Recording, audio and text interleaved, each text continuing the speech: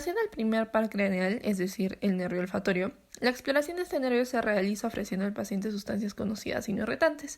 En este caso se optó por utilizar un algodón humedecido con jabón líquido aromatizado. Y en este caso, pues lo que se debe hacer es alternar las fosas nasales, ocluyendo la fosa contralateral, y el paciente debe ser capaz de identificar el olor en cada lado.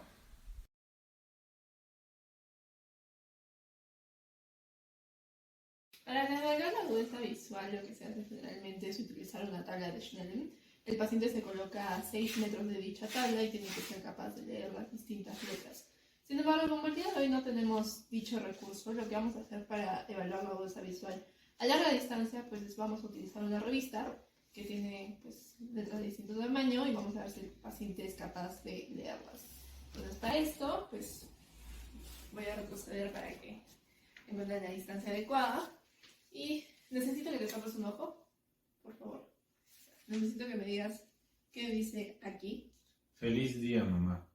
Ya, ahora tápate el otro ojo, por favor. ¿Y qué dice aquí? Todo para ti, mamá. Y bueno, para la evaluación de la visión cercana, la visión de cerca, lo que generalmente se utiliza es una tabla de Jagger. Esta se coloca a 30 centímetros, lo normal es que el paciente pueda leer una letra de 12 puntos.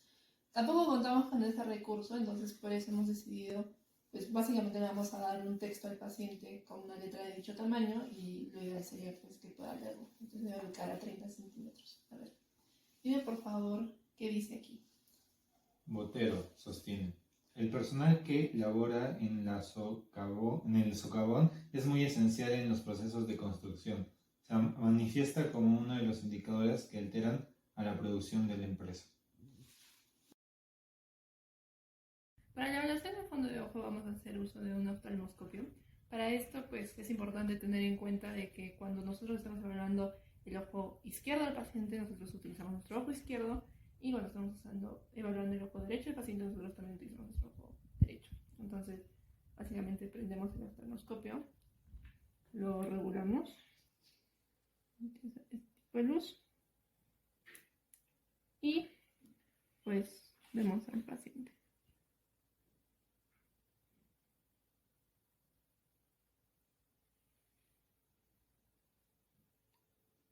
¿Ya?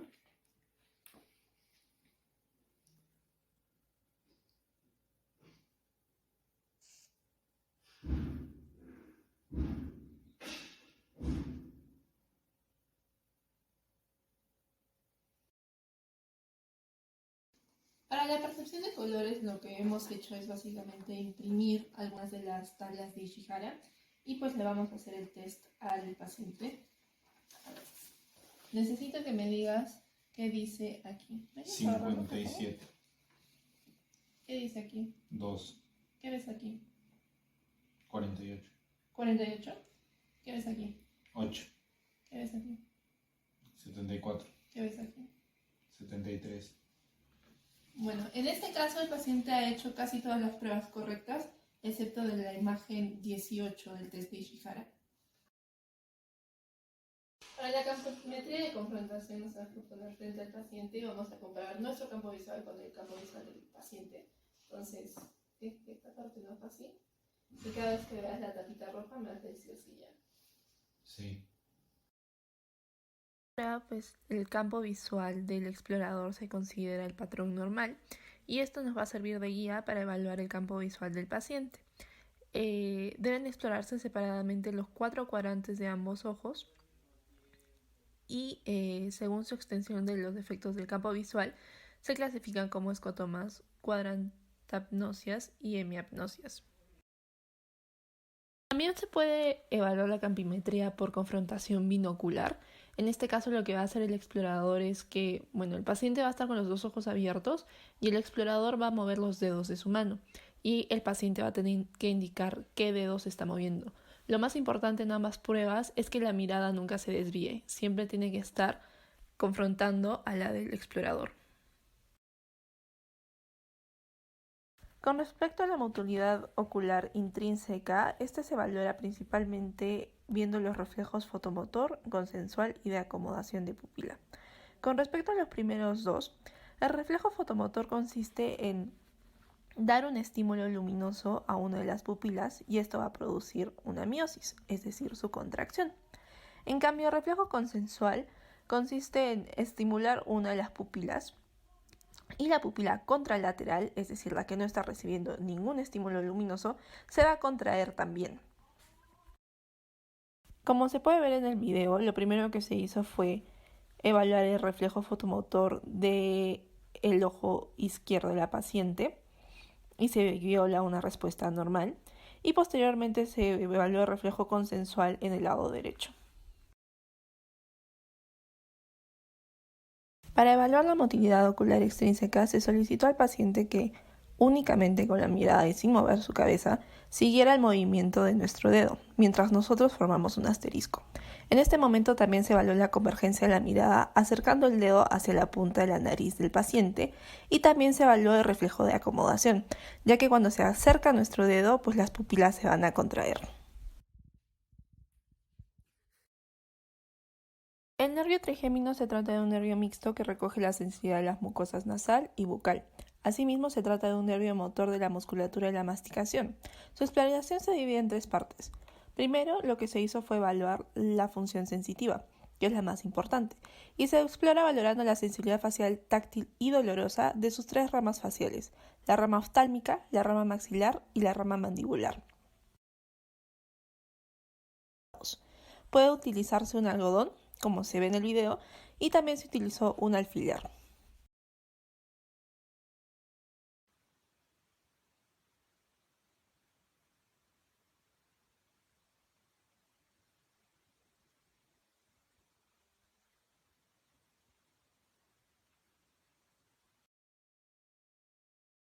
La función motora corresponde a la rama mandibular del nervio trigémino y esta se encarga de la inervación de los músculos de la masticación.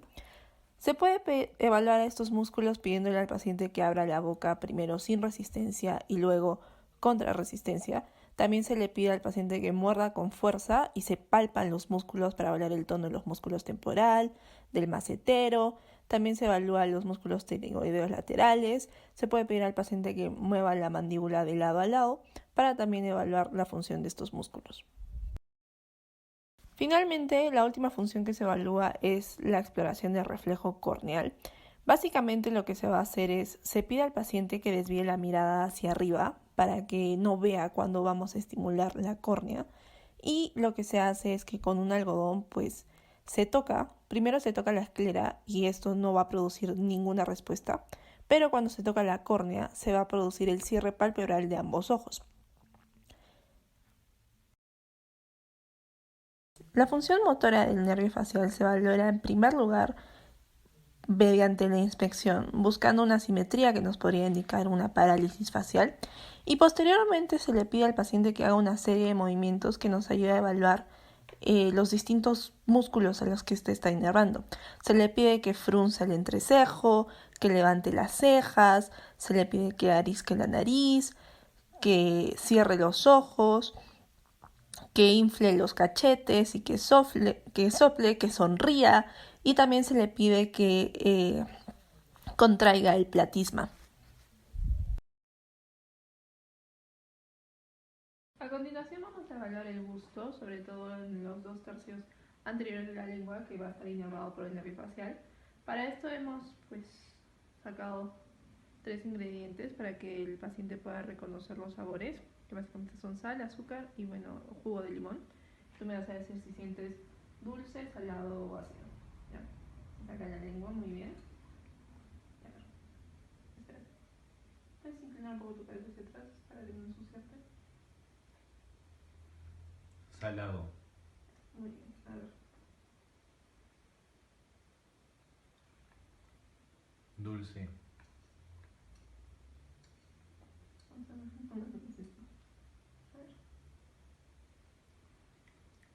Ácido.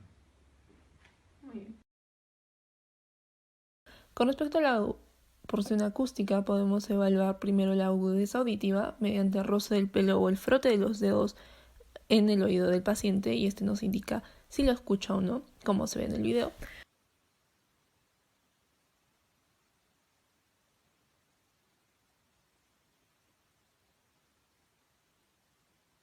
En la prueba de Weber lo que vamos a hacer es, vamos a hacer vibrar el diapasón y lo vamos a colocar en la parte superior de la cabeza, en una zona equidistante a ambos oídos.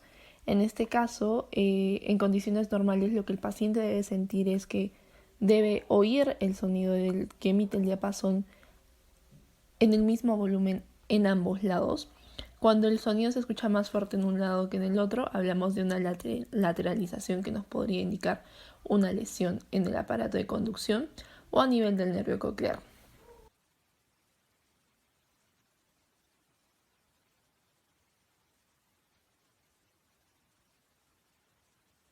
Entonces, para complementar la prueba de Weber se utiliza la prueba de Rine, que básicamente el objetivo de esta prueba es comparar la vía aérea con la vía ósea. Básicamente lo que se hace es colocar el diapasón en la apófisis mastoides después de haberlo hecho vibrar y se le pide al paciente que nos diga cuándo deja de percibirlo.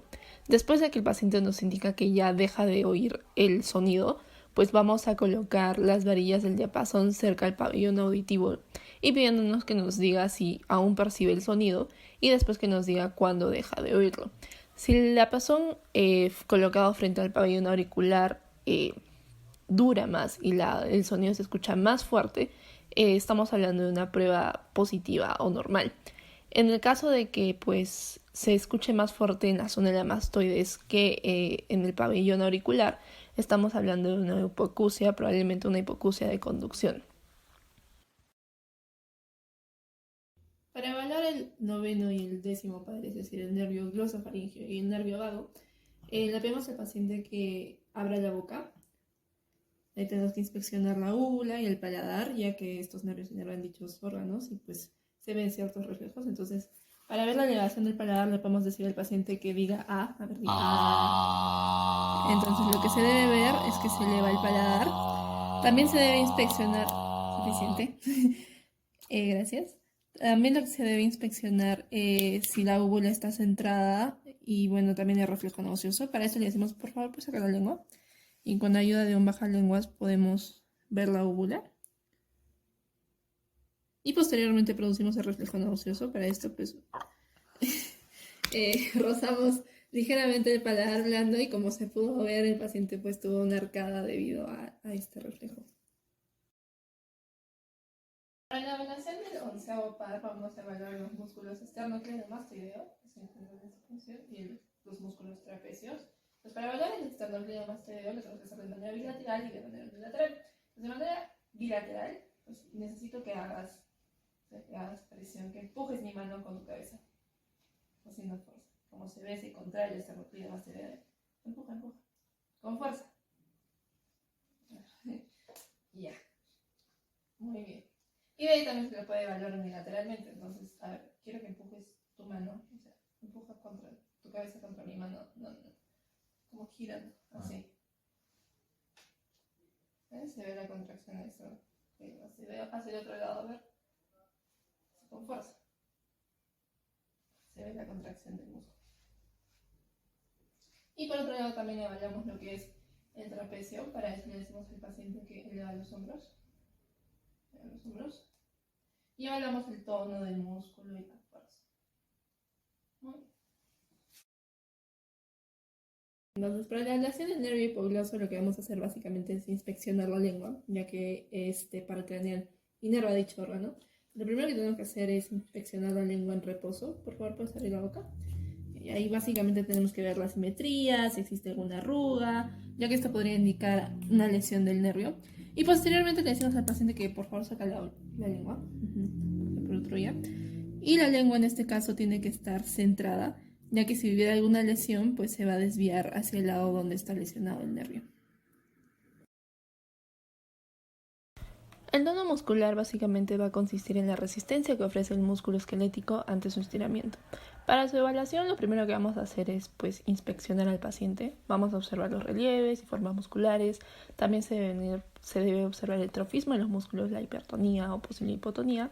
Y posteriormente vamos a pasar al examen, donde básicamente lo que se hace es elongar los músculos de forma pasiva y sin ninguna ayuda del individuo. Lo que hacemos primero es recostar al paciente y le decimos que se relaje completamente. Y vamos a hacer movimientos súbitos de alta velocidad, elongando el músculo en las distintas articulaciones. Esto se hace a nivel de la extremidad superior y a nivel de la extremidad inferior. Se ve en el video, lo primero que se hizo fue evaluar la extremidad superior. Básicamente se evaluó el tono a nivel del brazo, el antebrazo y la muñeca. Entonces lo primero que se hizo fue hacer flexiones súbitas, rápidas, a nivel del brazo para ver el tono del bíceps braquial. Después en el antebrazo básicamente se agarró como si estuviéramos saludando y pues se giraba para realizar un movimiento de pronación y supinación. Y a nivel de la muñeca también se hizo la flexión y extensión pasiva. Aquí también se puede ver lo que es, bueno, si hubiera alguna lesión o alguna alteración, el signo de la rueda dentada.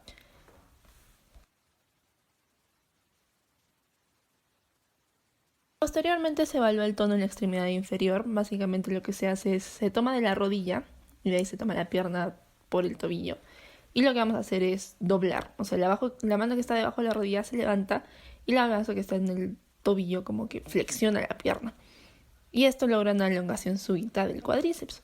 De ahí lo que vamos a hacer es por el tobillo, se sujeta el pie con una mano y con la otra pierna en una semiflexión de rodilla y hacemos un movimiento brusco de dorsiflexión, como se ve en el video.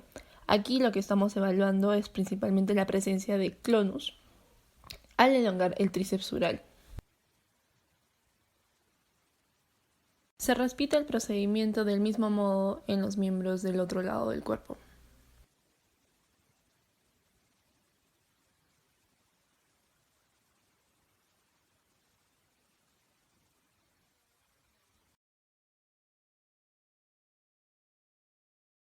A continuación, para dar la fuerza muscular, vamos a usar la maniobra de Mingasini. Esta básicamente consiste en que le vamos a pedir al paciente que coloque, que flexione la cadera y las rodillas formando dos ángulos de 90 grados. Y lo que tiene que hacer el paciente es mantener en esa posición. Si hay alguna alteración de la fuerza, los miembros van a descender, o puede ser que un miembro sea más afectado que el otro, entonces una de las piernas va a estar más abajo que la otra. A ver, flexiona las rodillas. Mantén un tiempo, por favor.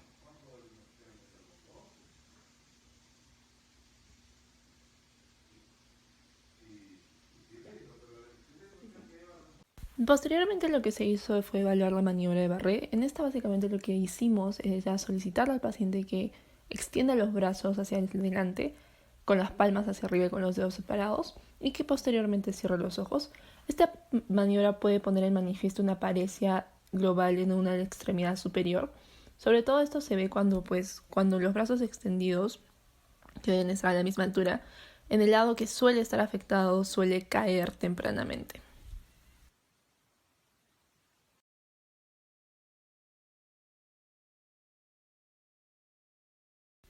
En el video se ve cómo primero se evaluó la fuerza del músculo deltoides. Entonces el paciente adopta una posición determinada y nosotros aplicamos fuerza para ver si el músculo funciona correctamente. Después se ve en la imagen que se está evaluando el bíceps braquial.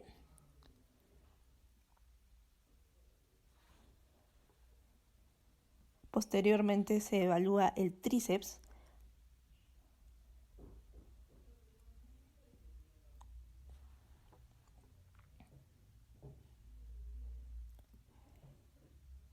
De ahí se evaluó la fuerza de los extensores de la muñeca.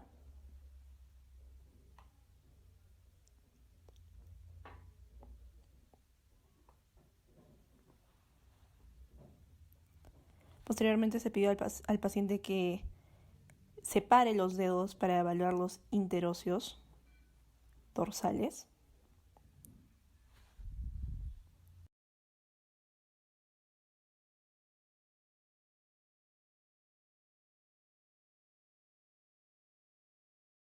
Los miembros inferiores se evalúan de manera similar a los miembros superiores. En este caso se pide al paciente que flexione la cadera y la rodilla y formen dos ángulos de 90 grados. Esto para evaluar la función del músculo iliosoas y del cuádriceps. Entonces, al tratar de extender la articulación de la cadera, estamos evaluando al iliosoas. Y cuando tratamos de flexionar la rodilla, estamos evaluando la fuerza del músculo cuádriceps. Posteriormente también se puede evaluar la fuerza de los músculos del compartimiento anterior de la pierna y del complejo gastrocnemio. Entonces, el compartimiento anterior se le pide al paciente hacer fuerza al flexionar dorsalmente. Y el complejo gastrocnemio se pide al paciente que haga fuerza haciendo una flexión plantar. Es importante.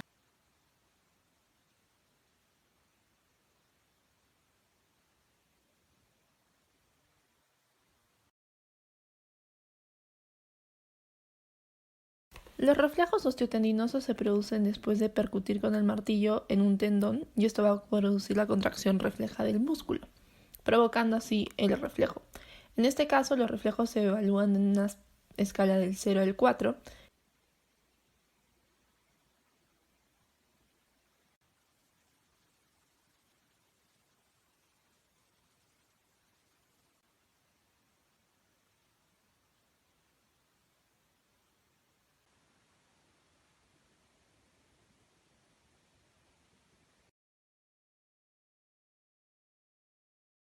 Así vamos a hacer la evaluación de reflejo cutáneo abdominal.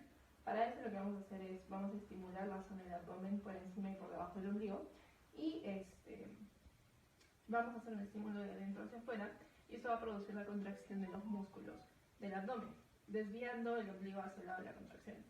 Entonces básicamente se hace un estímulo de adentro hacia afuera.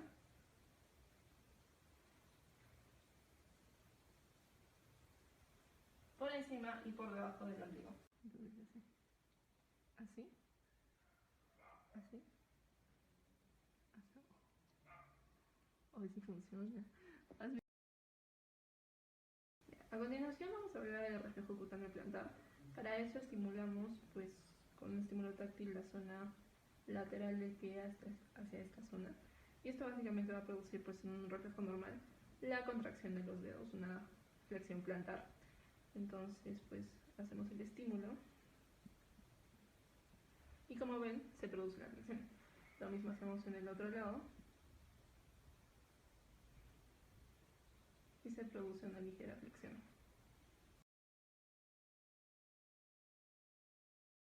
A continuación vamos a evaluar la sensibilidad. Primero vamos a empezar con la sensibilidad superficial. Para esto pues vamos a hacer 3 pruebas: la sensibilidad táctil, la sensibilidad dolorosa y la sensibilidad térmica. Entonces primero vamos a agarrar un pedazo de algodón y cada vez que tú sientas que cuando yo paso el algodón me vas a decir sí, ya. Necesito que cierres los ojos. Sí.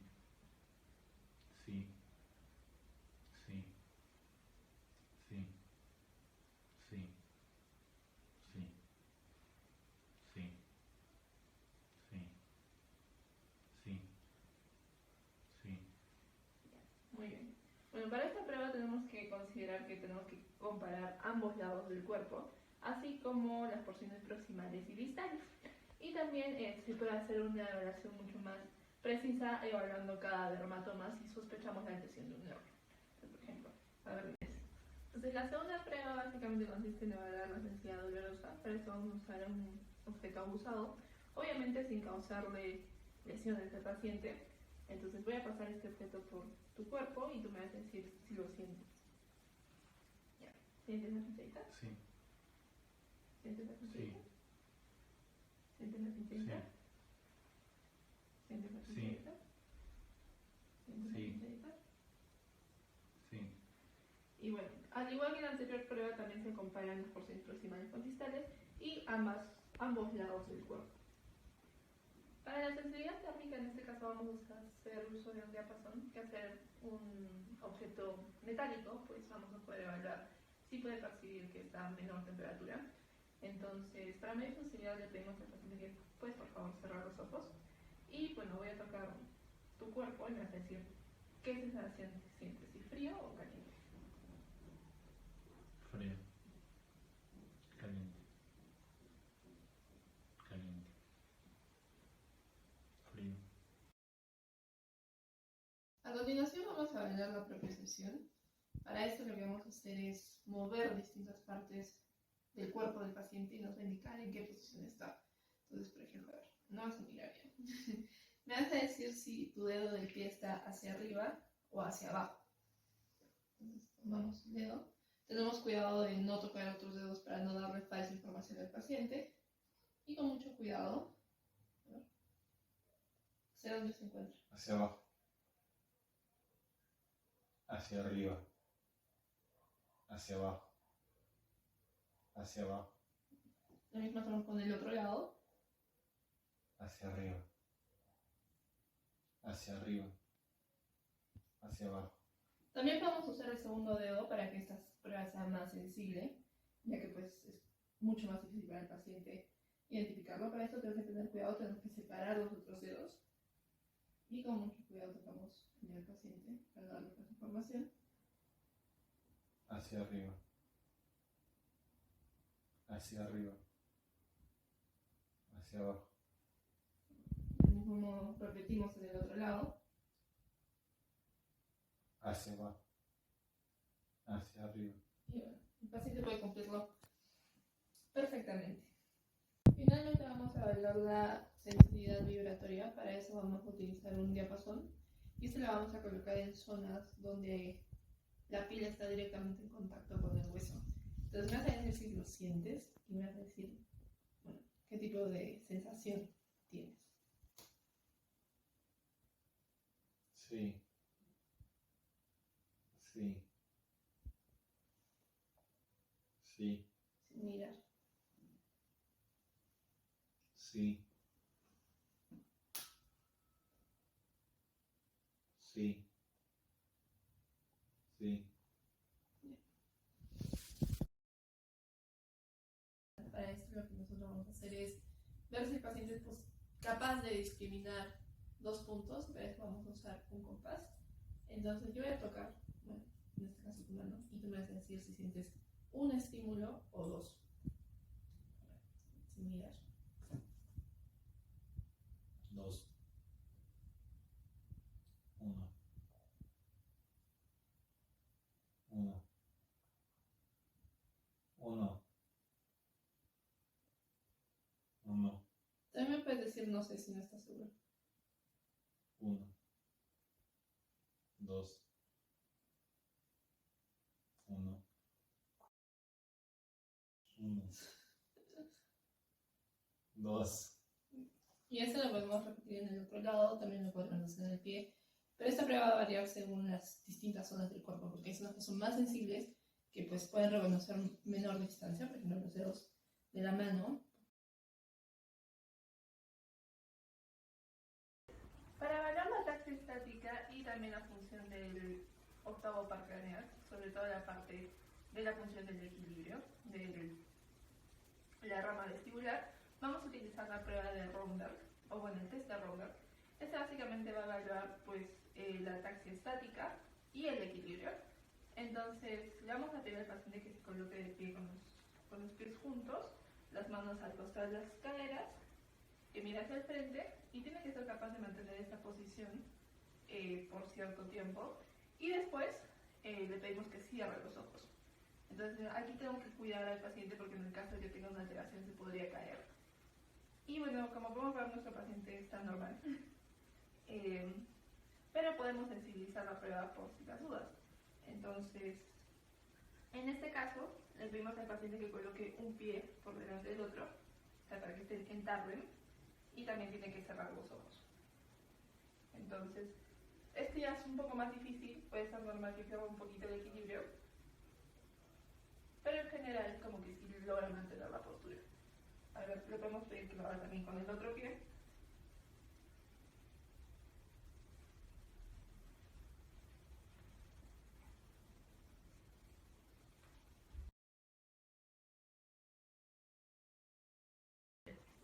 Y bueno, para evaluar la taxia dinámica, pues vamos a evaluar por separado el miembro superior del miembro inferior. Les vamos a pedir al paciente que haga distintos movimientos alternantes a distintas velocidades, y pues vamos a evaluar la fluidez, la velocidad de los movimientos, la coordinación. Entonces, por favor, así. Ahora en la otra mano. Así. Con la otra mano. Ya. De ahí, por ejemplo, le podemos hacer el test de Miller-Fisher, que básicamente consiste en que va a alternar su pulgar con los distintos dedos y tiene que ser capaz de poder realizar la prueba sin ningún problema.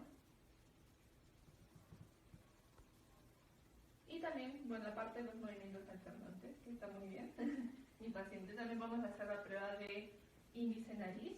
Entonces lo que quiero que hagas es que, pues, con tu brazo vas a hacer así y vas a tocar la nariz, paras, la nariz, paras.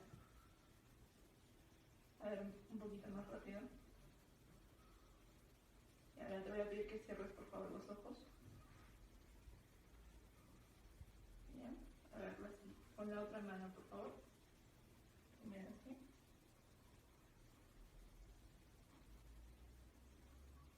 Ya, y a ver, ahora cierra los ojos.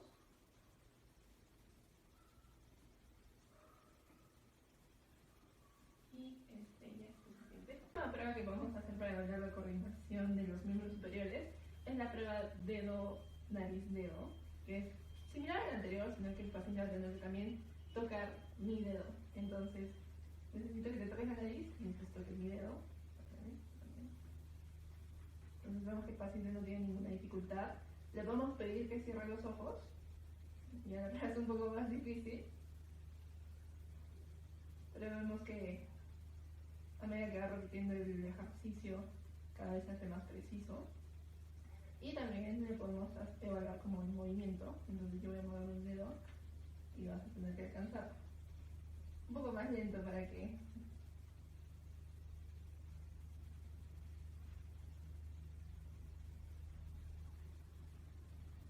el paciente no tiene ningún problema. Entonces evaluamos la fluidez, la precisión del movimiento, si existe alguna corrección, entre otras cosas. A continuación vamos a evaluar la coordinación de los miembros inferiores. Para eso le vamos a pedir al paciente que haga la prueba, que consiste básicamente en que con su talón tiene que tocar la rodilla, después tiene que tocar el tobillo y después toca la canilla. Y eso lo repites. A ver. Rodilla, talón.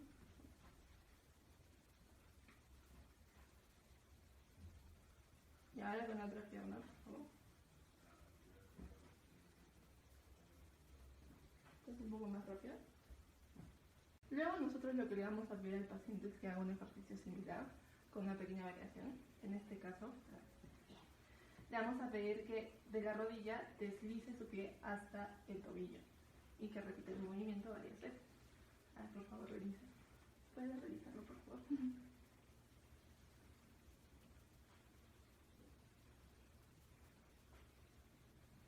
Ya.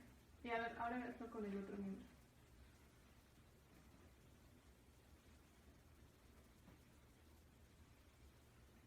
Bien. Otra prueba para evaluar la coordinación de los miembros inferiores es pedirle al paciente que golpee con nuestra mano, con su pie. A ver, necesito que golpees.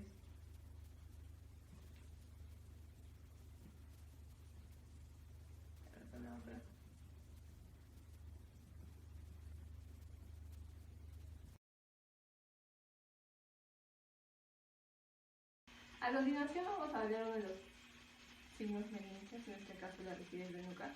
Para esto el paciente tiene que estar en posición de cúbito dorsal, agachado. Y lo que vamos a hacer es vamos a poner nuestra mano en el pecho, de ahí la otra mano debajo de su cabeza, en la región occipital. Y lo que se va a hacer es flexionar la cabeza para que el mentón llegue al pecho. Y pues lo normal es que el paciente no ponga resistencia y tampoco se queje de dolor. Otra forma de evaluar la rigidez de nuca es a través del signo de Lewinson. Este básicamente consiste en que le vamos a pedir al paciente, por favor, puedes pegar tu mentón hacia el pecho. Ya. Entonces, como vemos, el paciente puede llevar su mentón voluntariamente hacia el pecho, pero lo que sucede en las personas con síndrome meningio es que para hacer esta acción solo pueden hacerlo si abren la boca, o sea, abren la boca. Y solo así pueden llegar puede llegar su mentón al pecho. A continuación vamos a evaluar el signo de Brusniewski, que es bastante parecido al anterior, a la sección de nuca. Entonces, el procedimiento es el mismo. Nosotros pues tomamos el pecho del paciente y de la región occipital de su cabeza Y lo que debería suceder, si el signo es positivo, será flexionar las rodillas. En este caso, como nuestro paciente está sano, pues no sucede nada. Y aquí también podemos agregar que durante esta evaluación podemos ver el signo de float-out, que básicamente consiste en que durante este examen, si se produce una flexión de las rodillas, también se va a producir la dilatación de las pupilas. A continuación vamos a evaluar el signo de Kerning, el último de los signos clínicos. Para esto lo que vamos a hacer es vamos a tomar la pierna del paciente por el talón, tomar por la rodilla, y la vamos a elevar. Entonces lo normal es lo que sucede aquí, que nosotros podemos flexionarla, pero, flexionar en la articulación de la cadera, y no se va a producir una flexión a nivel de la rodilla. En cambio, si el paciente tuviera algún problema meningio, pues se produce la flexión. Este signo se debe hacer en ambas piernas.